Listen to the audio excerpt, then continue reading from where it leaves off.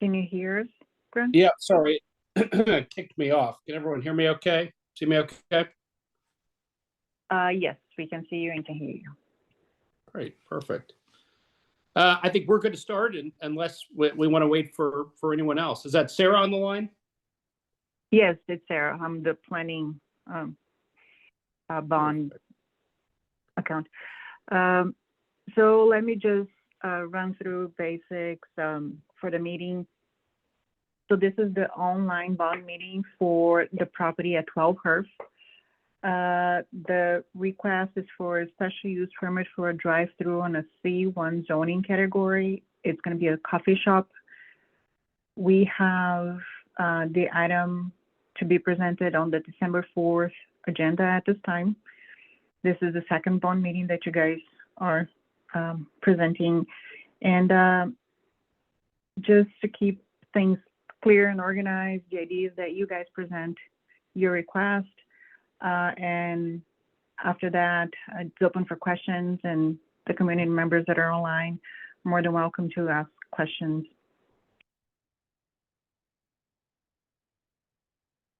Now you can take it from there.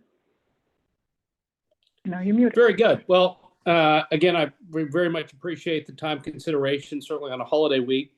That means a lot. I thought we might just want to start with clarifying one item here. And again, Grant Gary with the Woodmont Company. We are the proposed developers of the Good Neighbor coffee concept that we'll be talking about here tonight. We're also a partner in the concept as well. So we've got a direct involvement and a long-term investment, not only in this site, but in several others around the San Antonio area in the country. And I know we'll touch on that more, but also the rest of the project. So we were involved. We had the bond meeting for the Kitty Academy. That project is moving forward at that time. And certainly we've appreciated the consideration and support from the city.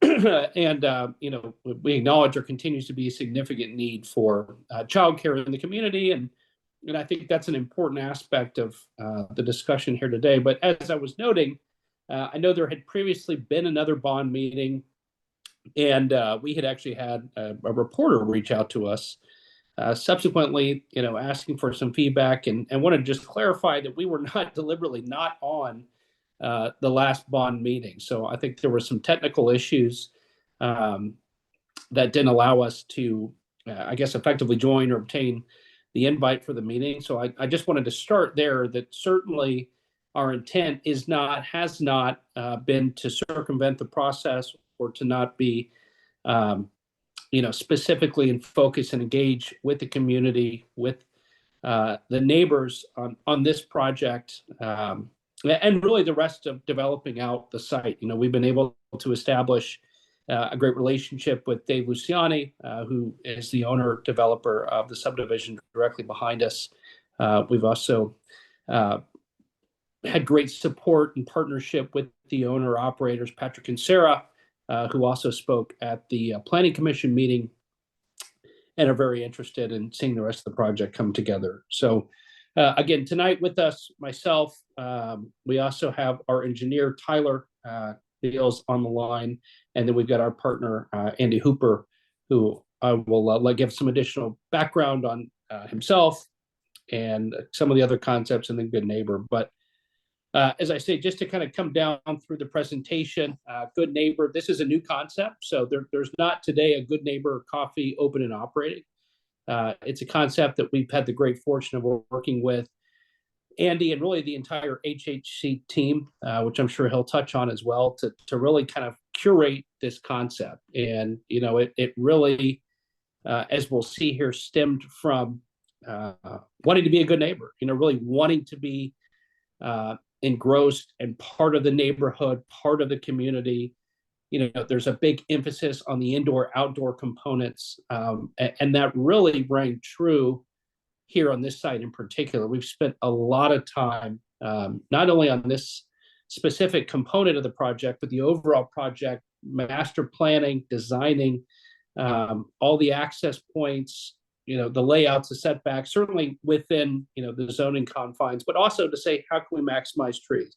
How can we maximize open space? How can we create a flow really a cohesive project in a lot of ways is curated to families, in a lot of instances, and the parents. That's a theme for a lot of the projects that we've been involved with over the years.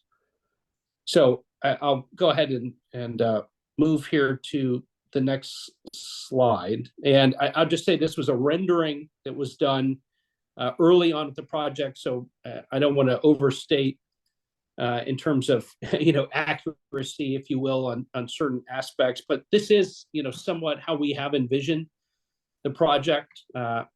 Again, the Kitty Academy here over to plan left, as you will know, we're into the city today. We're hoping to break ground, early part of next year and start. As I say, all the child care facilities are full in Boerne, and we continue to hear what a need there is.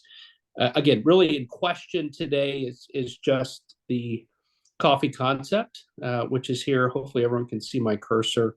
And again, this is not by any stretch a finalized site plan, and really just a rendering of what we'd like to see. But I think if you can see here, what this demonstrates is really the scale. And I think that's an important aspect from a good neighbor perspective. The intent was actually a relatively small building. The actual inside the four walls, the coffee shop component really isn't a significant size facility. Really, we wanted the focus to be more incorporated into the outdoor aspects of it, and less, just, coming in, going through the drive-through and leaving. We really wanted to have this become to some extent a place, and place making where people can stay and engage rather than, again, just staying in their car. And I think it's a great site for that. Hey.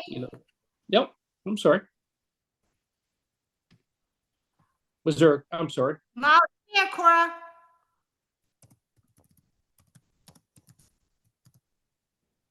I missed that. Say it again.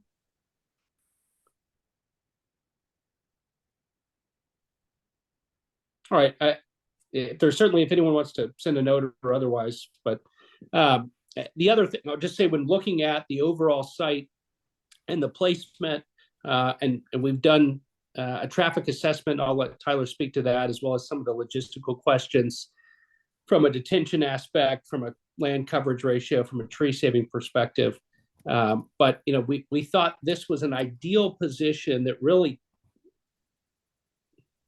Oh, sound like no audio. Can everyone else, or can anyone else hear me? We can hear you. Okay. Got it. Okay. All right. So our thinking was, this allowed for, if you look at traffic patterns, a lot of people we think are coming from River Road onto Herff Road.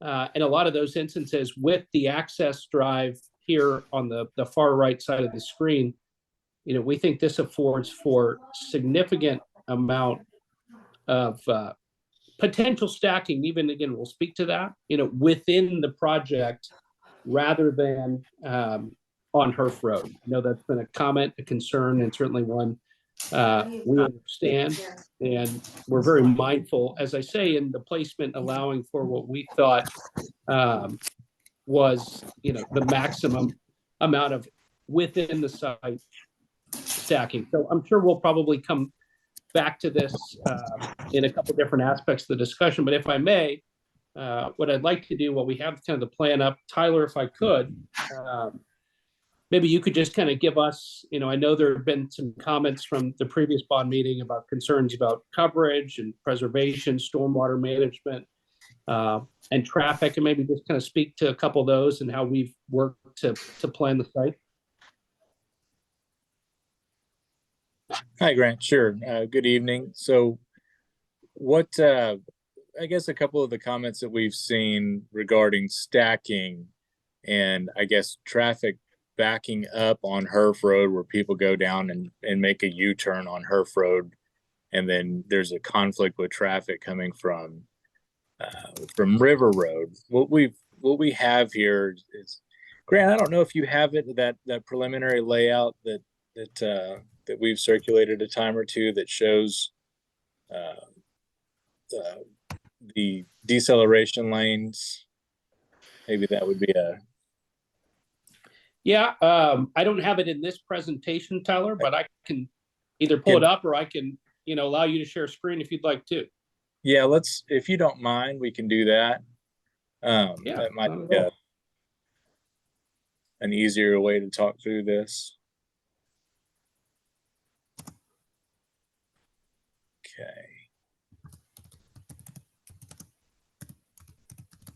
Okay, can everybody see my screen here? Yep, sure can. Okay. Yeah. So we have here the northbound traffic going down Herff Road towards River Road. We'll have a hooded left turn lane into the side, into the primary driveway that'll access both Kitty Academy and Good Neighbor. And this allows for stacking of about 6 vehicles. And then, of course, internal stacking on the side is quite a lot of vehicles. For Good Neighbor, specifically, we have stacking in there for 12 vehicles, which our estimation allows us probably a little bit more stacking than is needed.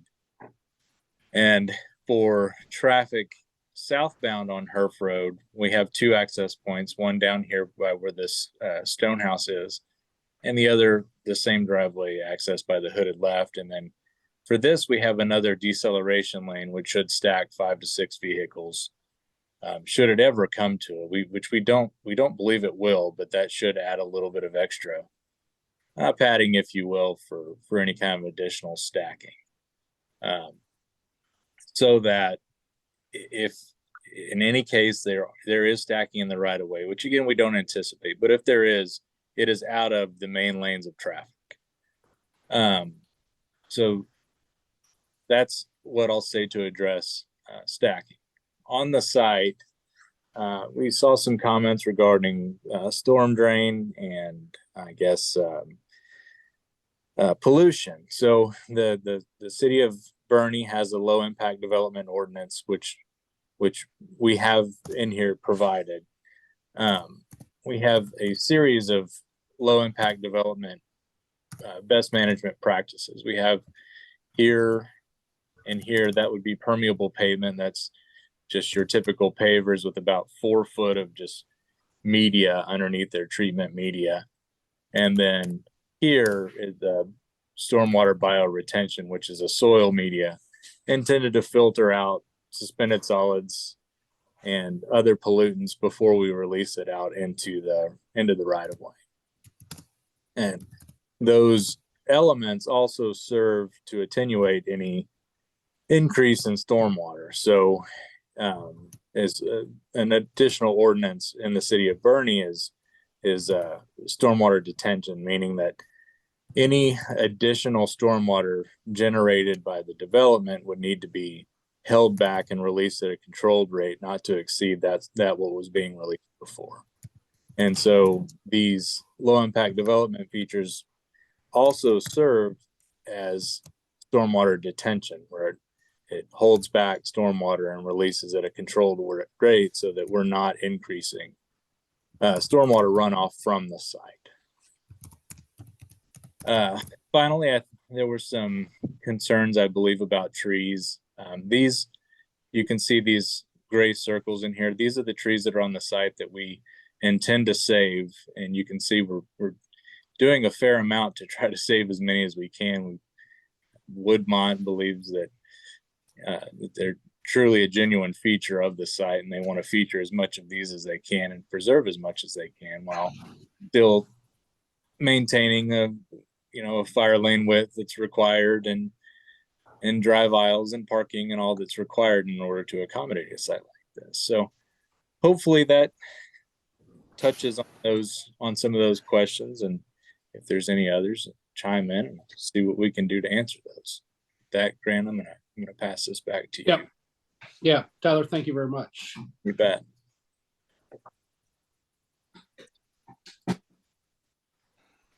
And just for clarity, Tyler was. Oh yeah, sorry. Go ahead. I'm sorry, sir. I'm using a new device. It's not as smooth as usually my phone. I have a couple of questions for you. One of the concerns is any commercial enterprise is anticipating, they're going to anticipate high volume. That's an F-rated intersection. We already have issues with people waiting, through 4 or 5 light cycles to get through, rushing yellow lights to avoid another 3 or 4 minute delay. And I believe that there's going to be more traffic queued up waiting to enter this development that you have in mind. If you take a look at the Starbucks, you take a look at the coffee drive-throughs we have, there's a Dunkin' Donuts on Boerne Road. The lines can get very long.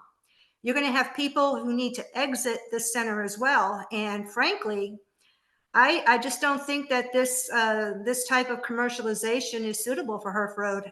We have the Cibolo Nature Center, Herff Farm.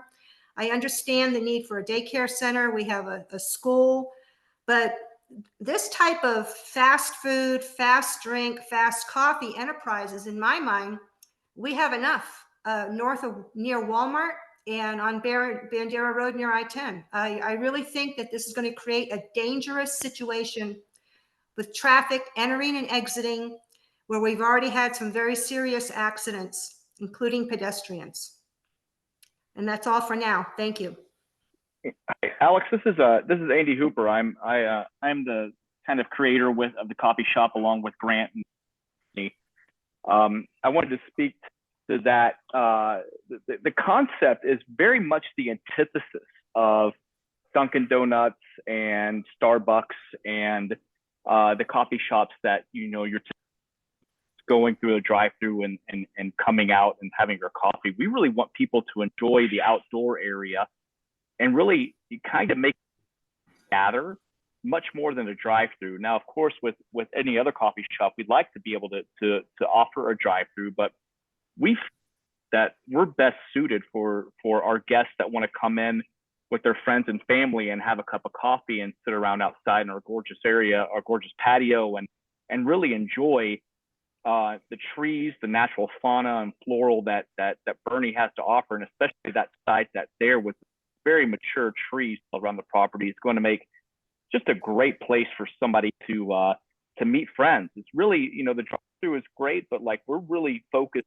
on giving people the experience of coming to enjoy a great cup of coffee along with great food as well. So I don't want to get kind of pigeonholed into that Dunkin' Donuts, Dutch Brothers, Scooters. All those coffee shops have been doing the same thing for years and years, and while we enjoy them, we're all looking for somewhere to just go have a good cup of coffee and relax and have a good time with friends or work. So that's a little more background on what we want to do with the coffee shop. I appreciate that, sir, and I certainly appreciate your goal and very much wanting to preserve the area and the trees. Believe me, that means a lot to me. However, realistically, I will say that especially during the summer, when it's 100 degrees outside, you may not have a lot of people who want to be outside. You may have a lot who just want to get their coffee, stay in their air-conditioned cars. I still think, and I know, of course, you do have a good goal, and that looks like a very nice shop, and you don't want to become like Dunkin' Donuts. I still fear that it's going to generate more traffic. Ideally, I wish that this would not become a commercial center. I'd like to just see the daycare. I think that's going to be more than adequate, but we're going to have this. We're going to have the daycare center. I'm not sure how many other pad sites are still available, and so close to a disaster intersection that we already have. To me, it's going to be a real strain. My daughters drive through that intersection all the time, and I hate it because to me, it's a death trap. And that's just my take on it. Nothing against you personally, nothing against your business goal. I think it's a very nice looking shop, but I just think it's too much in that area. That's my concern. I agree. I Well, think the coffee shop is fine, but it's the drive-through that's the problem. It's going to create too much traffic with that daycare at rush hour. Well, I know from what we've done with the coffee shop and how many people we can service and what our going to be. We know our peak times are going to be between 6 and 30.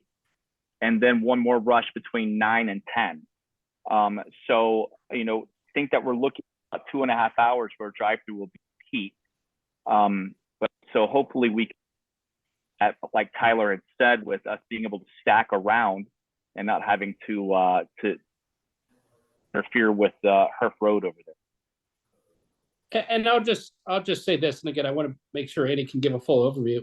We do understand it. I mean, we not only have a vested interest, we have a relationship, as many may have heard, with Kitty Academy going back almost 15 years. We've developed over 30 Kitty Academies around the country. So the last thing we want to do is create, traffic issues or concerns or safety issues. And these were all factored into, the consideration set, as I noted from the outset, from a layout perspective. I think Andy did a great job of really saying how we're, wanting to be, how we're different from a concept perspective. So we hear what you're saying, and I'll just say we're coming into this with that understanding, that acknowledgement. As we've said, we've completed the traffic analysis, we've located the site so as to maximize the traffic stacking ability off of Herff Road rather than on Herff Road, as I talked through. So, but I just want to say we appreciate your comments, and it's something that, again, is very top of mind for us. We want to be here long term.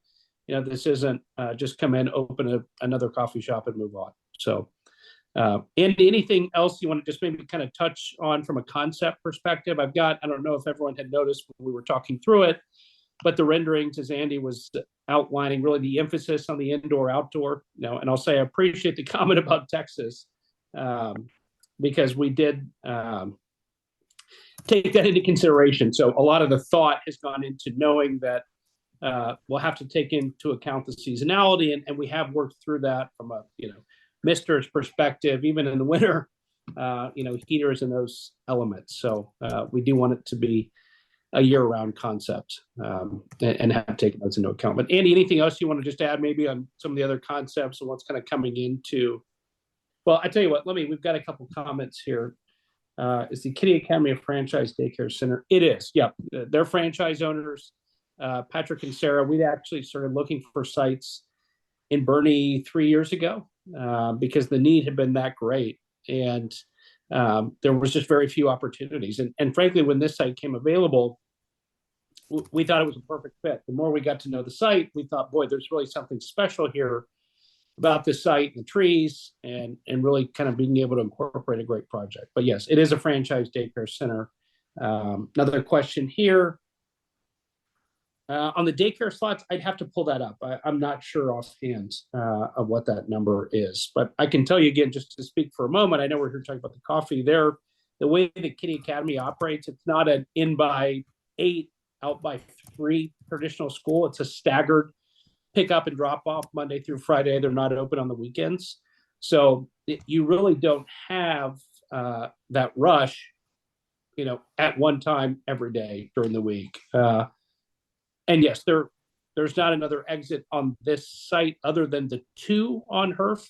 But again, there's 2 on Herff, and there's the opening that's not there today. So if you're driving along Herff, and I can go back here, bear with me one moment. And Tyler kind of touched on this earlier too, but we're adding a significant decel lane here on what would be the northeast traffic heading towards River Road, so that any customers, if you will, coming in would be stacking right here. Again, not on Herff Road, not preventing further traffic.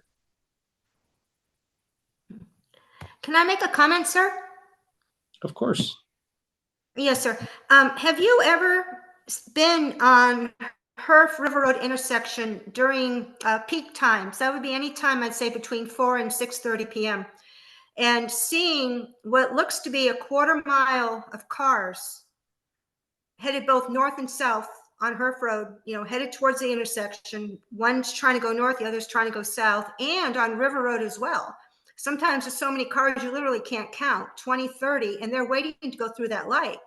I'm extremely concerned about adding this and having traffic on queue, adding to an already unbelievable scenario. Have you ever been there during those peak times and seeing the backup at that intersection. It's sometimes it's so far down Herff Road, you literally can't see the end of it. It's amazing in both directions.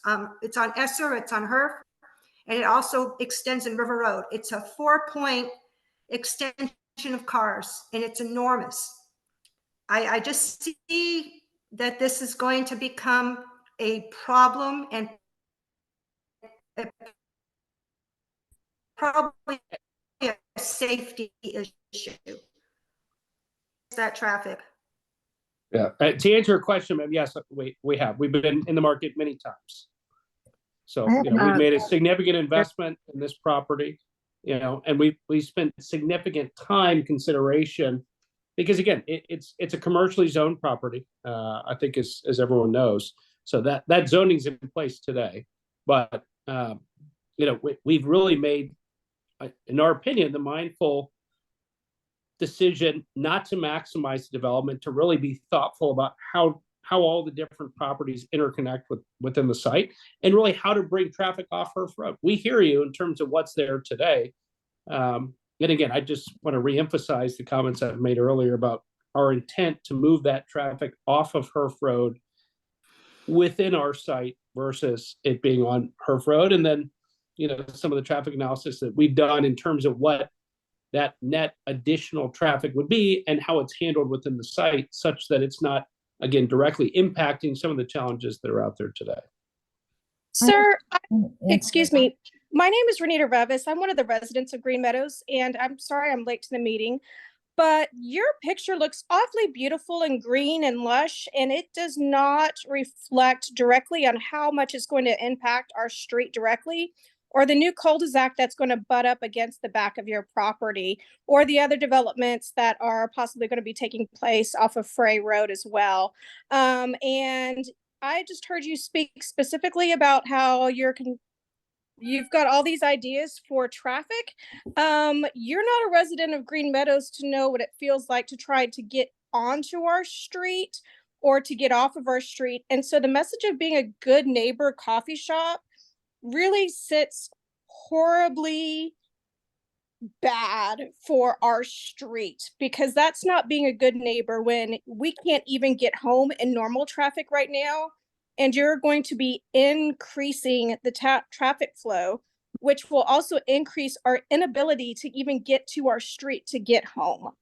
So I've made it very clear on a lot of the social media platforms about what I think about this development, and I've paid attention to what happens to various businesses in various different areas. And even though your intent right now is a coffee shop, in 5 years it may not be a coffee shop, but yet that's already been zoned for a business with a kitchen and a drive-through. And in 5 years, we could end up with some other fast food option. And that just doesn't even sit well with being a good neighbor, as you're trying to put it, either. So Rachel, this is Andy. I'm sorry. I'm not meaning to interrupt. I apologize. I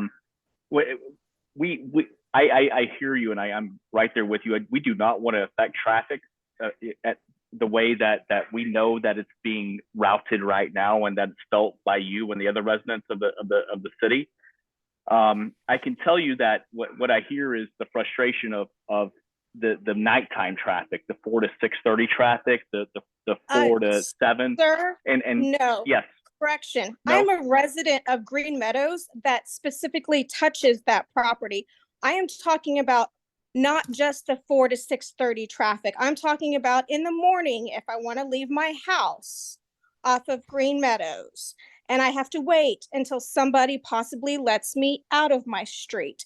I'm talking when it is the afternoon or any other busy time where I'm having to wait to even get to the turnaround, where then I then have to try and cross 2 lanes of traffic to then slow down, possibly not get rear-ended, and then turn onto my street as it is on a normal day without the development. Those of us who live on Green Meadows deal with this already. The turnaround situation right there is already a nightmare, because I've almost had head-on collisions as people think that turnaround is a turnaround off of River Road so I'm almost getting hit when I'm in the legal right to turn around the correct direction. And how many more people are going to think that that is oh my gosh, I don't want to wait in this traffic that's now building up with the light at Oak Park and Herff Road. And they're going to be doing the same thing, creating more of a nightmare. The residents of Green Meadows are completely against this. They don't want it, whether they're on this meeting or not. Every one of them who has sent in a letter, nobody has agreed to this. Nobody's in for it. Everybody's against it. You directly impact our street with everything that you want to do, with adding a coffee shop, with a drive-through, or any other business that you want to put that was beyond the B1, B2, which I fought against when it was the original thing way back. And I know you're not the original owners anymore, but I fought it back then too, because it was a horrible idea. Well, ma'am, I can hear your anger and your frustration, and certainly, again, we've spoken to the traffic comments. I hear what you're saying, and at this point, as I said, we've provided the information that we have, and again, certainly we understand you're entitled to your opinion, your frustrations, and I'm sorry that it's not something that you'd like to see in the project. It sounds like what I'm hearing is really there's nothing that you'd like to see. But again, I don't want to be. This is Denise Stever. I don't live in the city limits, but I am working with the Kendall County Commissioners Court regarding that F-rated worst intersection. It was categorized in Kendall County, and the Commissioners Court just recently agreed to assist the city in improvement of that intersection. How in the heck is a drive-through and a daycare there going to help that intersection? What if they have to come across at a high level with the bridge? How are you going to get business then? They're talking about even possibly having a flyover with an under for River Road as a park road. There's so many plans out there that are on the drawing board, and the city should be able to weigh in on this. Where are they at? Who's running this for the city? They came to Commissioners Court and asked for the entire Kendall County citizens to help improve this intersection with more money. We still owe bonds on the original road that you were trying to build on, Herff. We still owe bonds on that. This is all part of the process.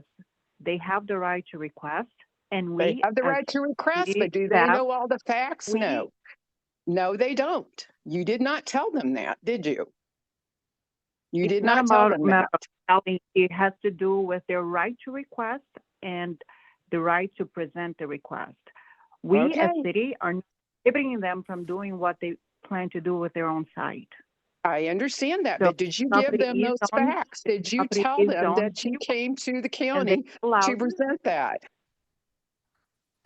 It's not about presenting. I'm telling you, the property is on commercial, it's been on commercial way before the UDC was adopted. Okay, well then let's tell them a few more facts. Let's tell them how the wastewater plant treatment sends its wastewater down to that intersection, and you can smell the wastewater in the little creek there.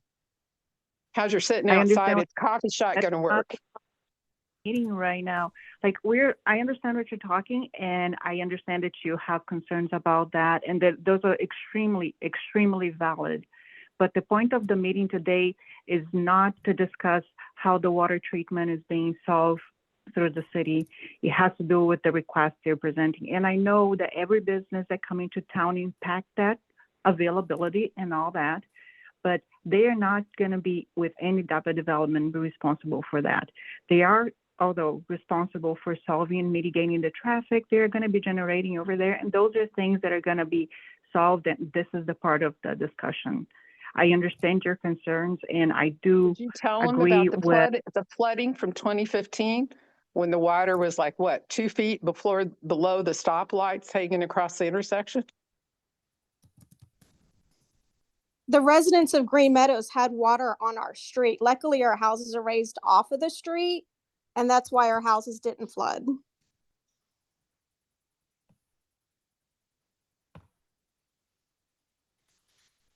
I understand what you're saying. This is why the new regulations that are in place are way more stringent than they were before. And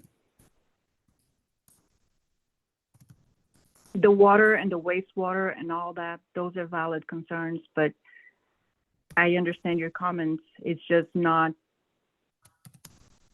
it's not the topic of the meeting today. And I agree that those are things that need to be addressed, but this is not the body to solve any of those problems.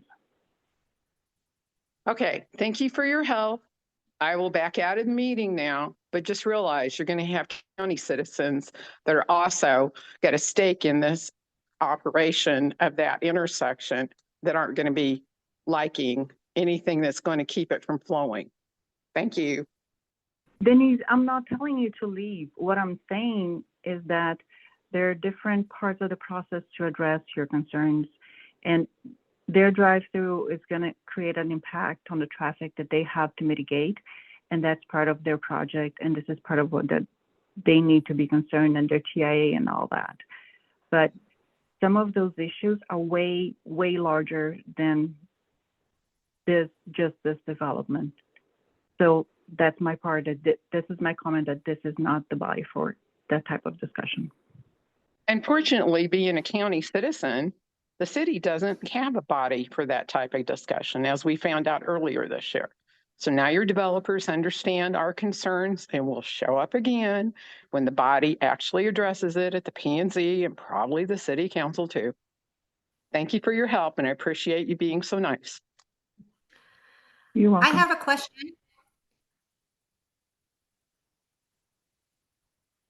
Yes, Alex. Yes, and sorry to interrupt if I did. I am. How many? You may have answered this earlier, and I may have missed it. How many slots will be at the daycare, and how will the entry and discharge be staggered in the afternoons and mornings?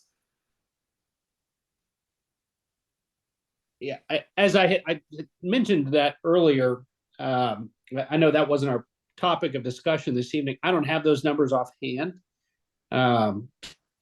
So I wouldn't want to speak out of turn and what that looks like at this point. But as I said, it is a staggered pickup and drop off in the mornings and afternoons, evenings, Monday through Friday, not open on the weekends. Excuse me, at the city council meeting where you got your increased zoning to put in that child care facility, the operator said there would be room for 200 children when they were full. I'd have to verify that, ma'am. As I say, I don't have those numbers in front of me at this time. That's a lot of traffic. That's a lot of traffic. And these people are also going to be parking. They're going to have delays. I know from personal experience, taking my own children to daycare in San Antonio, a very small daycare center, that the parking lot was often full, and staggered drop off and pickup times do not always go smoothly.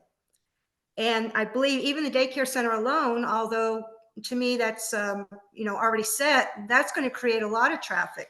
So now you're adding another burden to this area. And I personally, that intersection is deadly. It is deadly. And we've heard the residents of that neighborhood already having serious issues avoiding accidents. I believe it's going to be a magnet for more traffic. You're going to have high school students wanting to go get coffee. I don't think that your plans for traffic control will be adequate.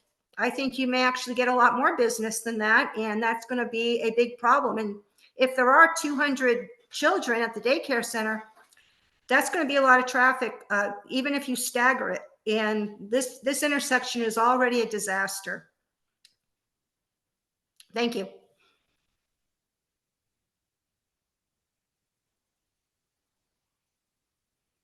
Thank you, Alex. Does anybody have any more comments about this proposed development?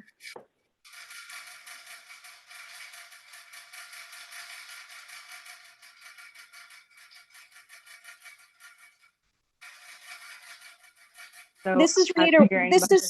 This is Renita Revis, one of the residents of Green Meadows. I have addressed all of my concerns very openly on social media, and I have emailed all of the PZ committee.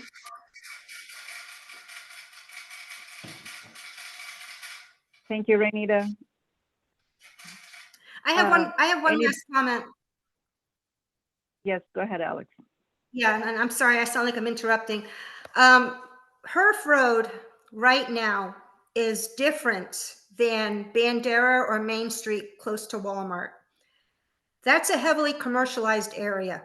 And on Herff Road, it's a pleasant change when you turn that corner, although they do have a veterinary clinic.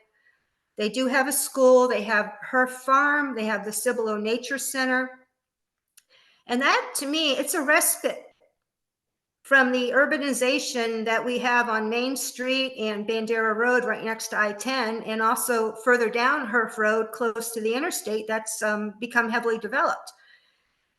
In my opinion, coffee shops, any type of food, drink facility, I think that's where it's crossing the line from a school, a daycare, a clinic, and suddenly now I think this is going to open the door for more fast food, drink franchises. I understand your intent to make it a relaxing place for people to sit down, but I will tell you from experience, during these 100-degree days, and we had 3 months of 100-degree weather, nobody wants to sit outside.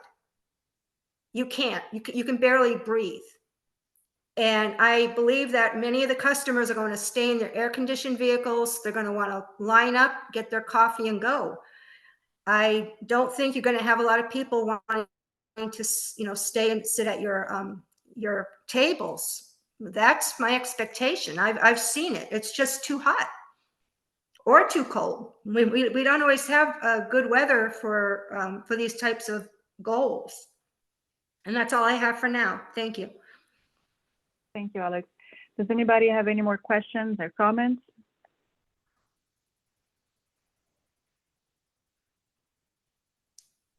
Well, hearing none, I would like to let you guys know that this meeting is being recorded, as you know, and it's going to be posted on the city's YouTube page. And you can find the link in the same place where you find the link for the meeting itself.